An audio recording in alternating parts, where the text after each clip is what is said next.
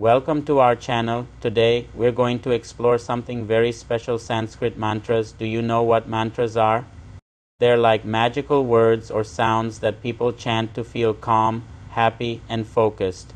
These special words come from a very old language called Sanskrit. What are Sanskrit mantras?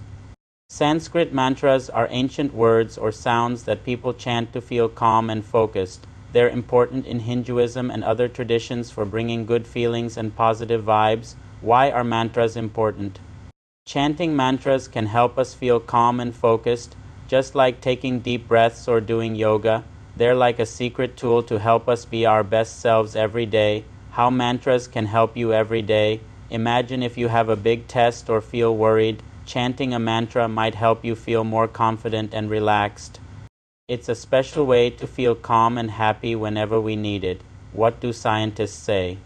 Scientists use special machines called functional MRIs to see how our brains react to mantras. They've found that chanting mantras can make our brains feel happier and more peaceful. Let's chant some simple mantras together.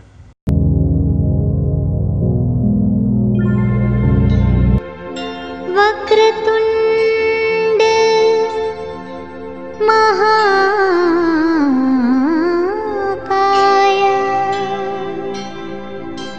सूर्यकोटि समप्रभा निर्विघ्नं कुरु मे देव सर्वकार्येषु सर्वदा।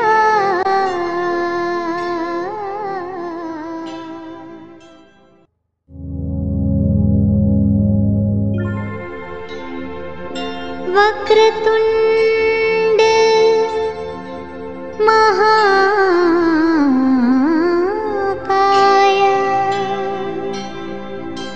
सूर्यकोटि समप्रभा निर्विघ्नं कुरु मे देव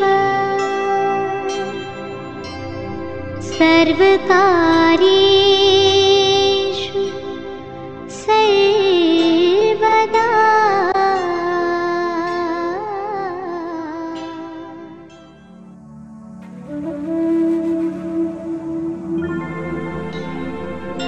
वक्रतुंड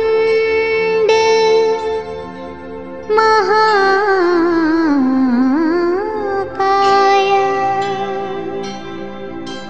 सूर्यकोटि समप्रभा निर्विघ्नं कुरु मे देव सर्वकार्येषु सर्वदा।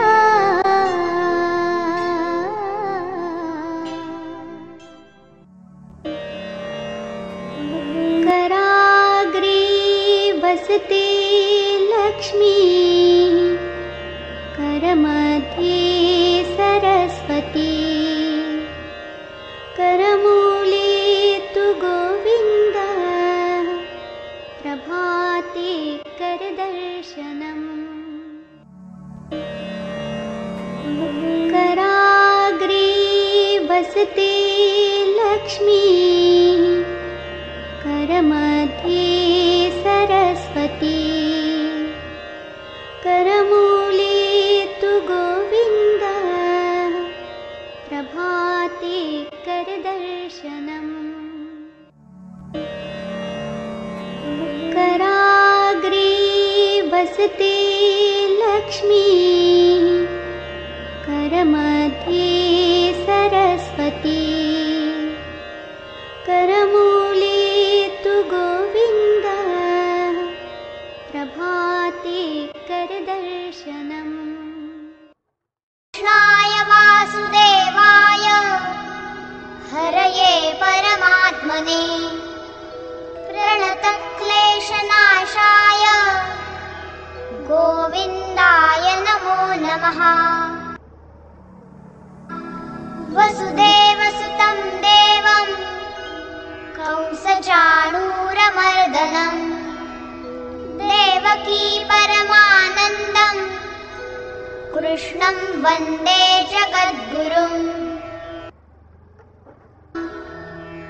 भर्जनं भवबीजानाम् अर्जनं सुखसम्पदाम् तर्जनं यमदूतानां राम रामेति गर्जनम्। कृष्णाय वासुदेवाय हरये परमात्मने प्रणतक्लेशनाशाय गोविन्दाय नमो नमः। वसुदेवसुतं देवं कंसचाणूरमर्दनं देवकी परमानन्दं कृष्णं वन्दे जगद्गुरुम्। भर्जनं भवबीजानाम् अर्जनं सुखसम्पदाम् तर्जनं यमदूतानां राम रामेति गर्जनम्। कृष्णाय वासुदेवाय हरये परमात्मने प्रणतक्लेशनाशाय गोविन्दाय नमो नमः। वसुदेवसुतं देवं कंसचाणूरमर्दनं देवकी परमानन्दं कृष्णं वन्दे जगद्गुरुम्। भर्जनं भवबीजानाम् अर्जनं सुखसम्पदाम् तर्जनं यमदूतानां राम रामेति गर्जनम्।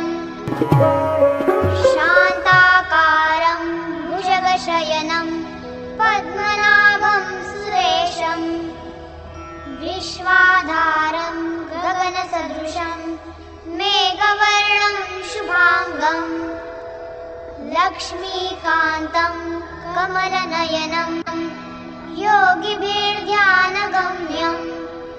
वन्दे विष्णुं भवभयहरं सर्वलोकैकनाथम्। शान्ताकारं भुजगशयनं पद्मनाभं सुरेशं विश्वाधारं गगनसदृशं मेघवर्णं शुभाङ्गं लक्ष्मीकान्तं कमलनयनं योगिभिर्ध्यानगम्यं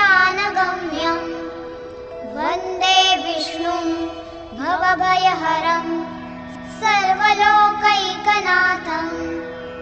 शान्ताकारं भुजगशयनं पद्मनाभं सुरेशं विश्वाधारं गगनसदृशं मेघवर्णं शुभाङ्गं लक्ष्मीकान्तं कमलनयनं योगिभिर्ध्यानगम्यं वन्दे विष्णुं भवभयहरं सर्वलोकैकनाथम्।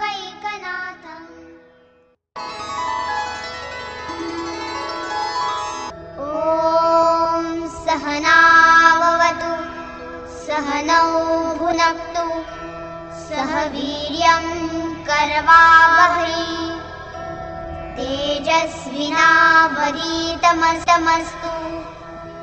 मा विद्विषावहै। ॐ शान्ति शान्ति शान्तिः।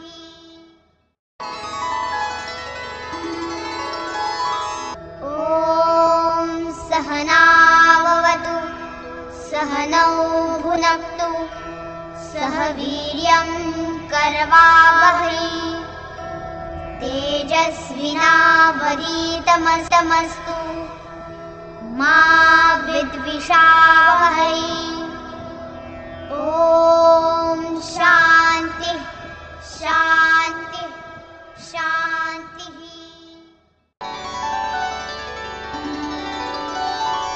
ॐ सहनाववतु सहनौ भुनक्तु सह वीर्यं करवावहै तेजस्विनावधीतमस्तु मा विद्विषावहै ॐ शान्ति शान्ति शान्तिः।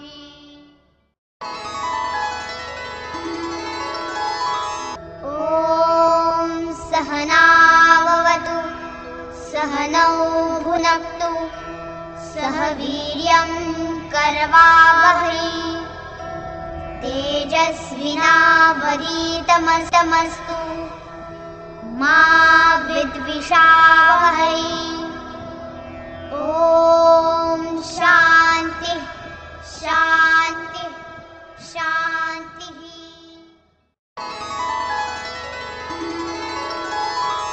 ॐ सहनाववतु सहनौ भुनक्तु सह वीर्यं करवावहै तेजस्विनावधीतमस्तु मा विद्विषावहै ॐ शान्ति शान्ति शान्तिः।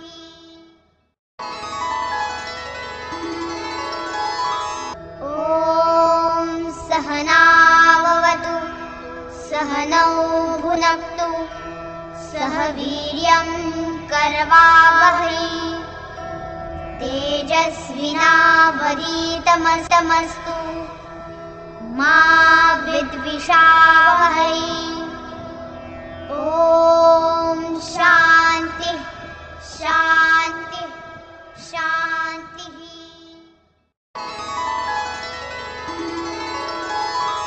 ॐ सहनाववतु सहनौ भुनक्तु सह वीर्यं करवावहै तेजस्विनावधीतमस्तु मा विद्विषावहै ॐ शान्ति शान्ति शान्तिः।